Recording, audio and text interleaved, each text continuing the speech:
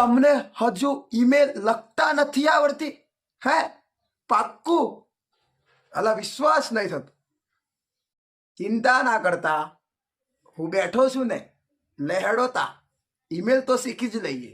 અને ઈમેલ એકલી જ નહીં, 5માંથી 5 માર્ક્સ આવશે એની પણ ગેરંટી હું આપું છું. ચાલુ કરીએ તા વિડીયો. તો આ ગયે આપ સ્વાગત કરશું તમારું આપની યુટ્યુબ ચેનલ પી ક્લાસીસની અંદર. વિદ્યાર્થીઓ, ધોરણ 10 અને ધોરણ 10 અને ધોરણ 12ની બોર્ડની પરીક્ષાઓ ચાલુ જ છે. અને તમને પણ ખબર છે કે હવે ધોરણ 10ની અંદર અંગ્રેજીનું પેપર બાકી છે. 20 તારીખે ઇંગ્લિશનું એમનું પેપર છે. તો એમને તો ધનાધન ફાયદો થવાનો છે. પ્લસ જો તમે ધોરણ 9માં ભણતા હોય તો પણ તમારે ફાયદો, 11માં ભણતા હોય તો પણ તમારો ફાયદો, 12મા ધોરણમાં ભણતા હોય તો પણ તમારો ફાયદો થાય. એટલે આજે હું તમારી સામે ઈમેલ રાઇટિંગ, વિદ્યાર્થીઓ, ઈમેલ રાઇટિંગ વિભાગ નંબર E ની અંદર પૂછવામાં આવતો 5 માર્ક્સનો ટોપિક ઈમેલ રાઇટિંગ વિશે હવે આપણે ધનાધન જબરદસ્ત રીતે પૂરેપૂરી તાકાતથી ભણી દઈએ. તો ચાલો જોઈએ. વિદ્યાર્થીઓ, ઈમેલ એટલે બધાના મનનો પ્રશ્ન કે સાહેબ નામ તો સાંભળ્યું, ઈમેલ, પણ ઈમેલ એટલે શું? કોને તમે ઈમેલ કહેશો? તો આજે ઈમેલ છે ને વિદ્યાર્થી, ઈમેલ એટલે શું ખબર? ઇલેક્ટ્રોનિક મેલ. ઇલેક્ટ્રોનિક મેલ. યસ, ઈમેલ નું ફૂલ ફોર્મ કોઈ પૂછે ને તમને તો તમારે કેવું પડે ઇલેક્ટ્રોનિક મેલ થાય. ઇલેક્ટ્રોનિક મેલ, ઇલેક્ટ્રોનિક મેલ. જે ઇલેક્ટ્રોનિક સાધનોથી જે મેલ થઈ શકે એને ઈમેલ કહેવાય શોર્ટકટ. તમને ખબર ન હોય તો હું તમને કહું કે જ્યારે પહેલાના સમયની અંદર આપણે કોઈ વ્યક્તિ જોડે સંદેશો મોકલાવો હોય તો આપણે એક પેજની અંદર બધા જે પણ મેસેજ આપવાનો હોય એ મેસેજ લખતેલા અને પોસ્ટ દ્વારા એક જગ્યાએથી બીજી જગ્યાએ મોકલતા હતા. પછી 4 કે 5 દિવસ બાદ એ વ્યક્તિ જોડે એ વસ્તુ પહોંચી જાય. એના બાદ એ વ્યક્તિ આપણને જવાબમાં ફરીથી આપણને લખે અને 5 દિવસ પછી આપણી જોડે આપે. તો એ જે વિદ્યાર્થી હતો એ જૂની સિસ્ટમ હતી. આમ તો ઓલ્ડ ઇઝ ગોલ્ડ જ કહેવાય, પણ એ જે હતું એ બસ જૂનું હતું. અને અત્યારના જમાનામાં તમને ખબર છે કે બધું ડિવાઇસ ડિજિટલ દુનિયા થઈ ગઈ. અત્યારે દરેક પાસે મોબાઈલ છે, દરેક પાસે કોમ્પ્યુટર છે, લેપટોપ છે.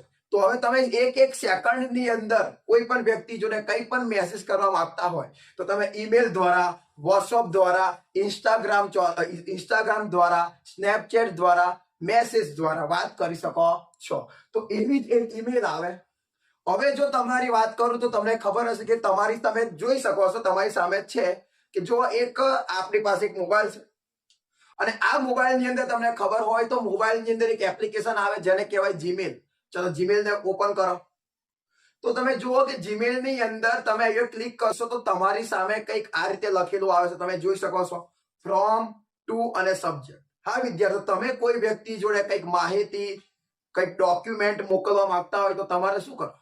ફ્રોમ ની અંદર તમારે તમારી ઈમેલ લખવાની, ટુ ની અંદર તમે જેને મોકલવા માંગો છો એની ઈમેલ લખો, સબ્જેક્ટમાં તમારે જે પણ હોય લખો. તમે 1 સેકન્ડની અંદર એ વ્યક્તિને મેસેજ મોકલી શકો છો. ભલે એ વ્યક્તિ તમારાથી જેટલો દૂર રહેતો હોય એનો કઈ વાંધો નહીં, પણ તમે મોકલી શકો.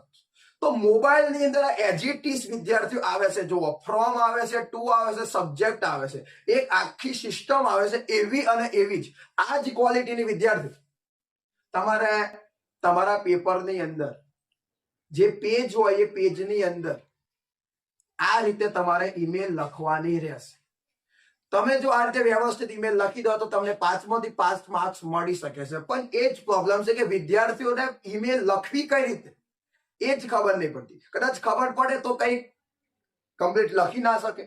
પણ આજે હું તમને કહું છું, જો તમે અંગ્રેજીમાં નબળા હોય, જો તમને અંગ્રેજી વધારે ન આવડતું હોય તો પણ હું તમને બીજે ઈમેલનો ફોર્મેટ બનાવું.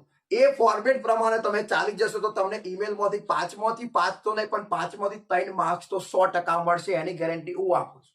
હું તમને જેમ કહું એ રીતે તમારે વ્યવસ્થિત કરવાનું. તો ચાલો જોઈએ હવે આપણે. તો વિદ્યાર્થી મિત્રો, હવે આપણે ફોર્મેટ પર જોઈએ. તો જો સૌ પ્રથમ વિદ્યાર્થીઓ ઈમેલ રાઇટિંગ. હવે તમારી સામે જે પણ તમારી સામે પેપર આવે એટલે તમારી જે સપ્લિમેન્ટરી છે એની અંદર વિદ્યાર્થીઓ તમારી સામે એક પેજ હશે. તો તમારે એ પેજની અંદર આ રીતે એક કોષ્ટક બનાવવો પડશે. હા વિદ્યાર્થીઓ, જો તમે આ રીતે નહીં લખો તો તમને ઈમેલની અંદર માર્ક્સ મળશે, પણ જેટલા ધાર્યા છે એટલા તમે માર્ક્સ મેળવી શકશો નહીં. જો તમે આ રીતે વ્યવસ્થિત પ્રેઝન્ટેશન આપશો તો અને તો જ તમને સારા માર્ક્સ મળશે. તો તમારે સૌ પ્રથમ શું કરવાનું, તો પહેલાં તમારે જે પણ પ્રશ્ન હોય 42 નંબરનો હોય તો લખી દેવાનું 42, પછી લખી દેવાનું ઈમેલ રાઇટિંગ. એના બાદ તમારે સૌથી પહેલાં આ સાઈડે એક લાઈન કરવાની, એના બાદ એક ઉપર તરફ લાઈન કરવાની અને એક બીજી આ જમણી બાજુ પણ તમારે એક લાઈન કરવાની. એના બાદ વિદ્યાર્થીઓ તમારે પહેલું ફોર્મ લખવાનું. જો ઉતાવળ ન કરતા, પહેલાં વ્યવસ્થિત ફોર્મેટને સમજી લેજો તો જ તમને આવડશે. પહેલાં તમારે ફોર્મ લખવાનું. ફોર્મ લખ્યા પછી તમારે ટપકો નહીં કરવાનો. પેલા ફોર્મ લખી દેવાનું. ફોર્મ લખાઈ જાય એની નીચે પછી તમે ટુ લખજો, અને ટુ લખાઈ જાય એની નીચે તમે સબ લખજો. પહેલાં તમારે આ વ્યવસ્થિત રીતે લખી દેવાનું. લખાઈ જાય એના બાદ વિદ્યાર્થીઓ તમારા 3 ડોટ કરવાના, 1, 2 અને 3 ડોટ. હવે એક બીજી વાત, આ જે લાઈન છે અંડરલાઈન, એ તમારા ઓલરેડી તમારા પેજની અંદર આ લાઈન આપેલી હશે, એટલે એ તમારે કરવાની જરૂર નથી. તો પણ તમે જો વ્યવસ્થિત કરવા માગતા હોય તો પેન્સિલની મદદથી આની નીચે એક આમ આછી લીટી કરો તો બહુ સારું દેખાશે. ઓકે વિદ્યાર્થીઓ, હવે ફ્રોમ ટુ સબ્જેક્ટ લખી દીધું. હવે યાદ રાખજો, ફ્રોમની અંદર વિદ્યાર્થીઓ શું લખવું, તો જે વ્યક્તિ ઈમેલ લખે છે, લખનાર લખે છે, એ લખનાર જે લખે એની ઈમેલ તમારે ફ્રોમમાં લખવાની. માની લો કે હું તમને લખું છું તો મારી ઈમેલ હું અહીંયા લખીશ, machipratikkumar@gmail.com, અને હું માની લો કે હું પ્રિયંકાને ઈમેલ લખું છું તો હું લખું છું તો મારી ઈમેલ અહીંયા આવશે, અને આ ટુની અંદર જે પ્રિયંકા છે એ પ્રિયંકાની ઈમેલ આવશે. તો ચલો આપણે સમજી ગયા ફ્રોમમાં કોની, જે લખનાર હોય એ, ટુની અંદર કોની, તો જેને આપણે મોકલવાની હોય ને એ. ઓકે વિદ્યાર્થીઓ, તો ફ્રોમની અંદર હું લખું છું મારી ઈમેલ. અને એક બીજી વાત, એટલું ધ્યાન રાખજો વિદ્યાર્થીઓ કે ઈમેલ આઈડી, તમે જે પણ ઈમેલ આઈડી લખો એ ઈમેલ આઈડી બધા જ બીજી ABCDમાં લખેલી હોવી જોઈએ. જો તમારી ઈમેલ આઈડી પહેલી ABCDમાં મોટો અક્ષર લખેલો હશે તો તમારા માર્ક્સ કપાવવાની શક્યતા રહેશે. ઓલવેઝ, હંમેશા ઈમેલ આઈડી હંમેશા બીજી ABCDમાં લખાય. અને એક મેન વાત, કોઈ પણ જગ્યાએ સ્પેસ રહેલી હોવી જોઈએ, ને આ બધું મિક્સ લખેલું હોવું જોઈએ. બરાબર, તો ચાલો હું એક તમારી સામે લખું છું.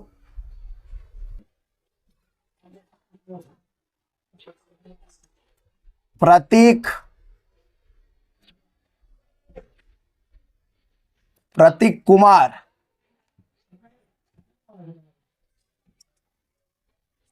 @526, જે પણ તમારા ઓકડા હોય તમે એ પછી લખવાનું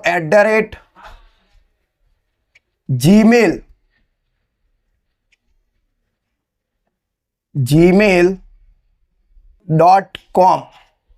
વિદ્યાર્થીઓ, આ રીતે ઈમેલ લખાય. ઈમેલમાં બધા જ અક્ષર ભેગા હોવા જોઈએ અને બીજી ABCDના હોવા જોઈએ. બીજી વાત, જો તમને ઈમેલ આપેલી હોય તો એ જ ઈમેલ તમારે લખવાની, પણ માની લો કે તમને ઈમેલ આપેલી નથી તો તમે તમારી જાતે પણ લખી શકો છો. machivisal 1234 @gmail.com, Patel Parmar @gmail.com. પછી એવું પણ લખી શકો કમલેશભાઈ 1234 @gmail.com. તમે તમારી જાતે મન ભાવે લખી શકો છો, પણ યાદ રાખજો બધા જ અક્ષર બીજી ABCDના હોવા જોઈએ અને કોઈ પણ જગ્યાએ સ્પેસ હોવી જોઈએ નહીં. હવે ટુની અંદર, તો ટુની અંદર શું લખવાનું વિદ્યાર્થીઓ, જેને આપણે મોકલવાની છે એને. માની લો કે હું મેહુલ નામના છોકરાને ઈમેલ લખું છું તો મારી ઈમેલ મેં ફોર્મમાં લખી દીધી. હવે મેહુલ, તો મેહુલની ઈમેલ હું કઈ લખીશ વિદ્યાર્થીઓ, ટુની અંદર લખીશ. તો ચાલો ટુની અંદર આપણે મેહુલની લખીએ, તો મેહુલની બનાવી દો. મેહુલ 234 @gmail.com. ઓકે વિદ્યાર્થીઓ, ટુની અંદર અને ફ્રોમની અંદર તમને કદાચ ખબર પડી ગઈ હોય તો ખૂબ સરસ. હવે વિદ્યાર્થીઓ, સબની અંદર શું લખવાનું? સબ એટલે સબ્જેક્ટ, સબ્જેક્ટ એટલે વિષય. તમારો જે ઈમેલ છે એ ઈમેલનો વિષય શું છે? તમે કોઈને ઇન્વિટેશન આપો છો, આમંત્રણ આપો છો, તમે કોઈને બોલાવો છો, અથવા તમે કોઈને કોંગ્રેચ્યુલેશન કહો, શુભેચ્છા આપો છો, એવો જે પણ સબ્જેક્ટ હોય એ સબ્જેક્ટ તમારે અહીંયા લખવાનો, મતલબ વિષય લખવાનો.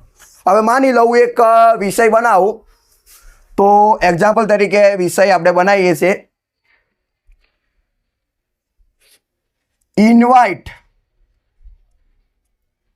ઇન્વિટેશન. ચલો ને, ઇન્વિટેશન ફોર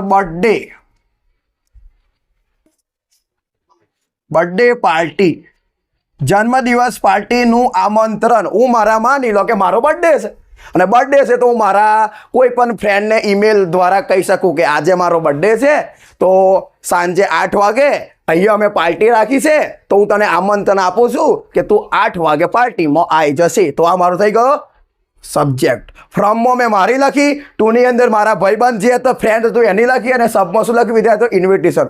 હવે વિદ્યાર્થીઓ મેન વાત યાદ રાખજો, હવે તમારે એ લખાઈ જાય એના બાદ તમારે એક લીટી કરવાની, અને એ લીટી થઈ જાય પછી તમારે અહીંયા લખવાનું છે ડિયર ફ્રેન્ડ.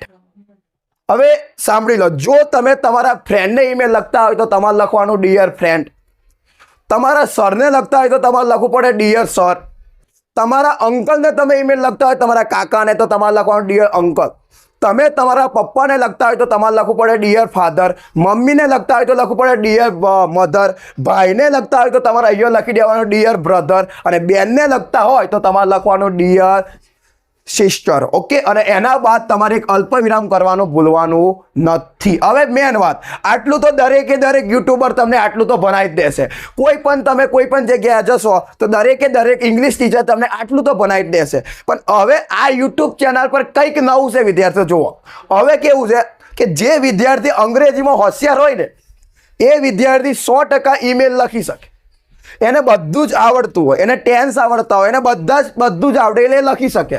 પણ અમુક વિદ્યાર્થીઓ એવા પણ હોય જે નબળા હોય, જેને ઇંગ્લિશમાં વાક્ય બનાવતા પણ ન આવડતા હોય, તો એના માટે પીડોટ ક્લાસીસ બેઠું છે. હવે જુઓ વિદ્યાર્થીઓ, મેં તમારા માટે એક આ ફોર્મેટ બનાવ્યો છે. હવે દુનિયાની કોઈ પણ ઈમેલ પૂછાય, જ્યારે તમારે કોઈ સગા સંબંધી તમે ઓળખતા હોય એવા, જેને તમે જાણતા હોય, એના પ્રત્યે કોઈ પણ ઈમેલ પૂછાય તો તમે આ ફકરો બેઠો એઝ ઇટ ઇઝ તમે કોઈ પણ ઈમેલની અંદર આ ફકરો તમે લખી શકો છો, અને તમને માર્ક્સ મળશે એની ગેરંટી હું આપું છું.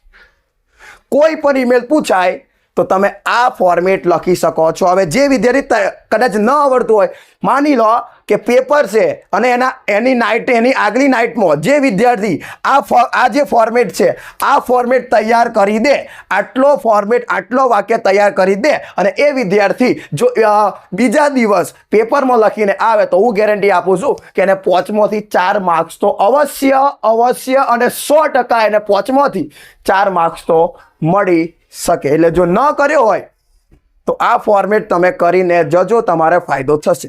હવે શું કરવાનું જોવો, પહેલું છે હેલો, પછી અહીંયા બ્લેન્ક છે ખાલી જગ્યા. હવે વિદ્યાર્થી અહીંયા તમારે શું લખવાનું કહું, તમે જેને ઈમેલ મોકલતા હોય ને એનું નામ.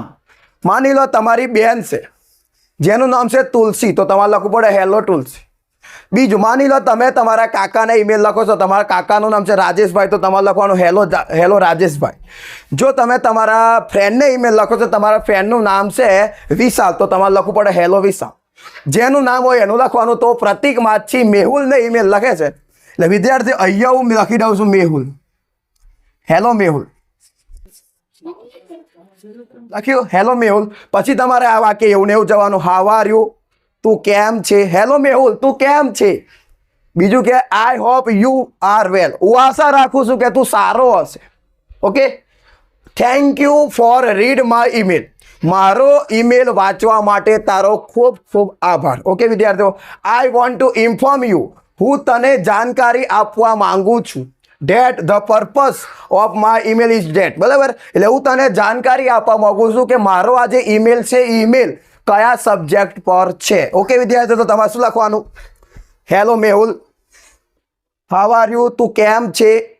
આઈ હોપ યુ આર વેલ, હું આશા રાખું છું કે તું સારો છે.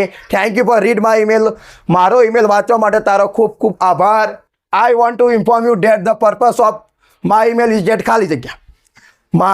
હું તને જાણકારી આપવા માંગુ છું કે મારી ઈમેલનો હેતુ આ છે. અને બીજી વાત વિદ્યાર્થીઓ, અહીંયા એક ખાલી જગ્યા છે, તો આ ખાલી જગ્યામાં તમારે શું લખી દેવાનું કે વિદ્યાર્થીઓ, તમારો જે તમે સબ્જેક્ટ જે લખ્યો હોય ને એ જ સબ્જેક્ટ તમારે અહીંયા લખી દેવાનું. કેટલું સારું. આ ખાલી જગ્યામાં શું લખવાનું? તો જેને તમે ઈમેલ લખો છો એનું નામ. અહીંયા શું લખવાનું? જે વિશે તમે ઈમેલ લખો છો એ વિશેનું નામ. તો શું છે? Invitation four birthday party. તો બસ અહીંયા એઝ ઇટ ઇઝ એને પાછું કોપી મારી દો. ઇન્વિટેશન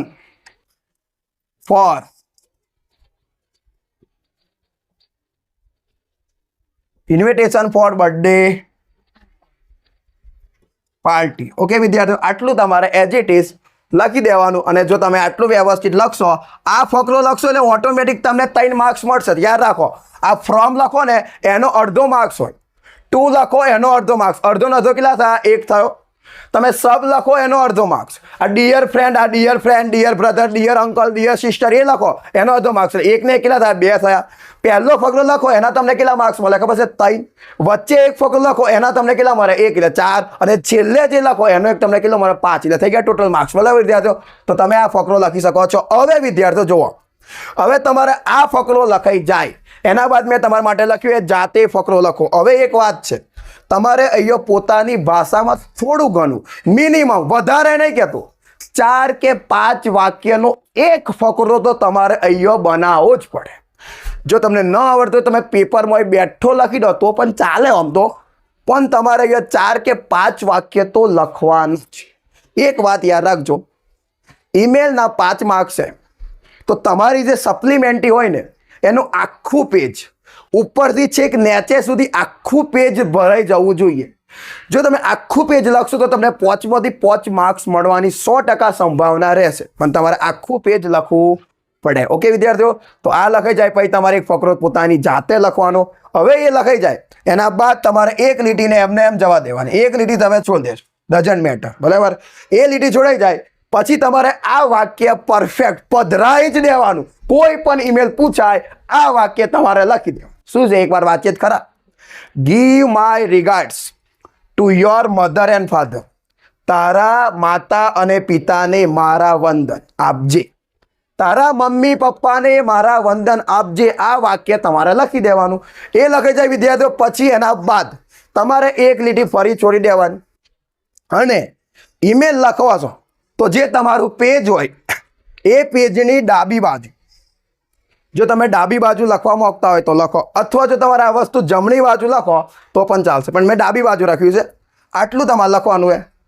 યોર્સ લવિંગલી, તારો પ્રેમાળુ, આટલું તમારે લખવાનું. પણ એક બીજી વાત, અમુક વિદ્યાર્થીઓ ઉતાવળમાં એક ભૂલ કરે છે કે એ વિદ્યાર્થીઓ અહીં હોય ને એસ લખવાનું ભૂલી જાય છે, ફક્ત યોર લખીને આવે છે. એ ભૂલ તમે ના કરતા. યોર્સ લવિંગલી આટલું લખાઈ જાય. અહીંયા અલ્પવિરામ કરવાનું ભૂલવાનું નહીં. અને એના બાદ જે વ્યક્તિ ઈમેલ લખે છે ને એ ઈમેલ લખનારનું અહીંયા નામ લખી દેવાનું. તો તમને ખબર છે કે ઈમેલ પ્રતિક જ લખે છે તો અહીંયા હું મારું નામ લખીશ. સમજ્યા વિદ્યાર્થીઓ? આ રીતે તમારે ઈમેલ લખી દેવાનું. અને હજુ એક છેલ્લામાં છેલ્લું કામ રહી ગયું વિદ્યાર્થીઓ. જેવી તમારું આટલું લખાઈ જાય, યોર્સ લવિંગલી નામ પતી જાય, એના બાદ તમારે અહીંયા વિદ્યાર્થીઓ ને આ જે પેન્સિલના ફૂટપટ્ટીની મદદથી અહીંયા એક એને આમ લીટી મારી દેવાની. આખી તમારો આમ લીટી તમે પોતાની જાતે આમ મારી શકો. એટલે તમારો આખો કોષ્ટક તૈયાર થઈ ગયો. આ રીતે તમે પેપર લખશો, આ રીતે તમે ઈમેલ લખશો તો તમને 5માંથી 5 મળવાની તો સંભાવના ઓછી કહું છું. જે વિદ્યાર્થી કમ્પ્લીટ લખે, જેનું પ્રેઝન્ટેશન કમ્પ્લીટ હોય એને 5માંથી 5 માર્ક્સ મળે. પણ માની લો કે કોઈ નબળો વિદ્યાર્થી છે, એ પણ વિદ્યાર્થી 5માંથી 3 માર્ક્સ કે 2 માર્ક્સ તો આરામથી એવો કવર કરી શકે છે. ઓકે વિદ્યાર્થીઓ? તો આવતીકાલે તમારું ઇંગ્લિશનું પેપર છે. ધોરણ 10ના વિદ્યાર્થીઓ વિડીયો જોતા હોય તો બધાને હું વિનંતી કરું છું, જો તમે ઇંગ્લિશનું પેપર આપવાના હોય અને ઈમેલ ન આવડતી તો પ્લીઝ તમે આ વિડીયોને જોઈ લો, વ્યવસ્થિત એ બધું જોઈ લો. ફ્રોમ ટુ સબ્જેક્ટ કઈ રીતે લખવાનું, પહેલો અને આ ફકરો તો વ્યવસ્થિત કરી જ દેજો જેથી તમારે માર્ક્સ વધારે મળે. તો best of luck four tomorrow exam.